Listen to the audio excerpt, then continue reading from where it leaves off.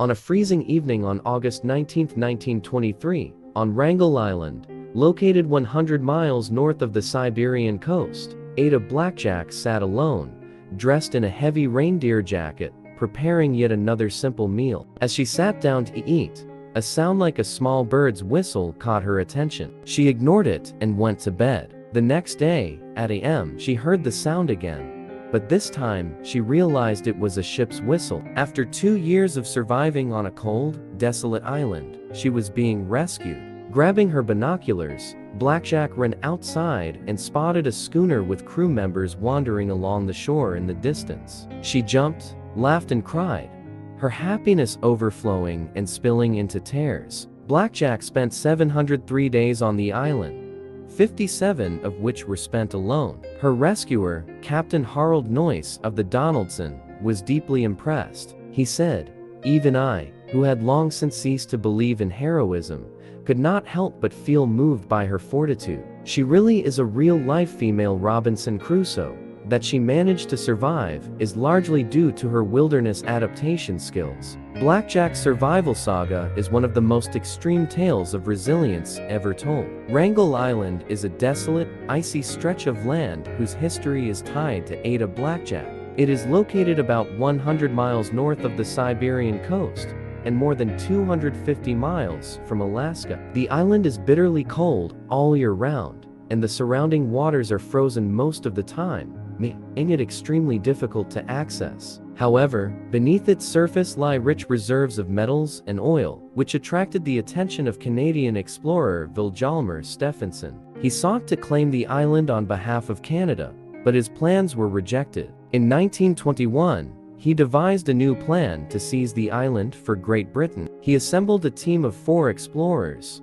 Alan Crawford, Milton Gale, Lorne Knight, and Fred Moorer. Their mission was to stay on the island and stake their claim. The team only needed a native seamstress who could speak English and cook for them a little, and Ada Blackjack was perfect for the job. Ada Blackjack, an Inupiaq by descent, had a difficult time with her husband Jack, who was abusive and often beat her. She had 3 children during their relationship, but 2 of them died in infancy, and the third suffered from tuberculosis. Jack eventually left Ada alone to care for the baby, whom she was forced to give up to an orphanage until she could provide for him. In those difficult times, Vilhjalmur Stephenson's offer was a real salvation for her. He offered her a contract for a year or 2 at a salary of $50 a month. This money would allow Ada to go to Seattle and provide for her son's treatment.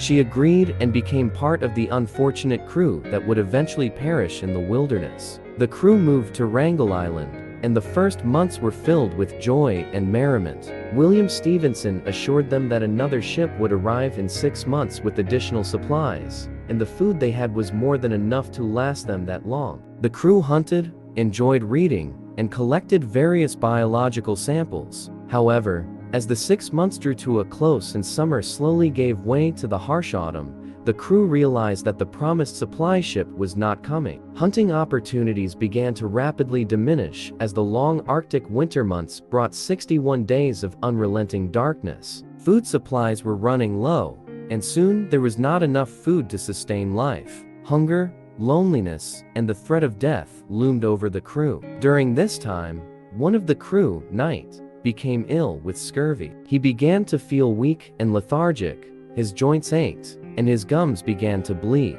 Knight's condition deteriorated rapidly, and he soon found himself bedridden. In January 1923, with death looming over them, the crew made a difficult decision.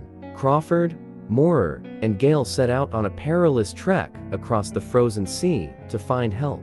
It was a do-or-die situation. As Moorer wrote in his last letter to his wife, "Whether I will achieve my goal remains to be seen. If fate is kind to me, I will be able to share the news with you. If not, someone else will no doubt tell you all about it." The men did not appear again.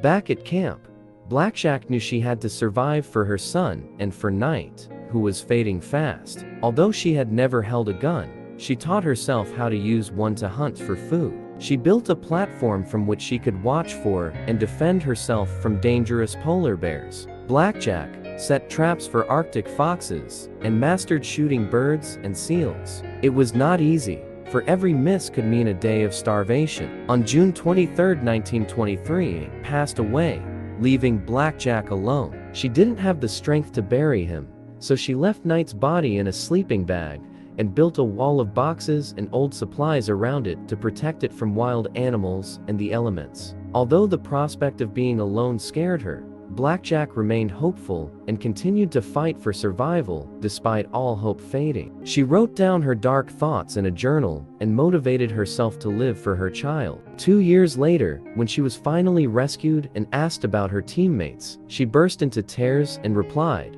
"There's no one here but me. I'm all alone." After her return, Blackjack became a celebrity, but that was not her primary goal. Her true desire was to survive and be reunited with her child, which she did successfully. Although Stephenson did not pay her the full amount, he sent enough money for Blackjack to meet her son and take him to Seattle, where the boy's tuberculosis treatment was successful. In Seattle, she remarried and returned to Nome in 1937, where she died at the age of 83. Blackjack remains a shining example of a strong woman who cared for others, showed courage and resourcefulness, and most importantly, did not lose her composure in difficult times.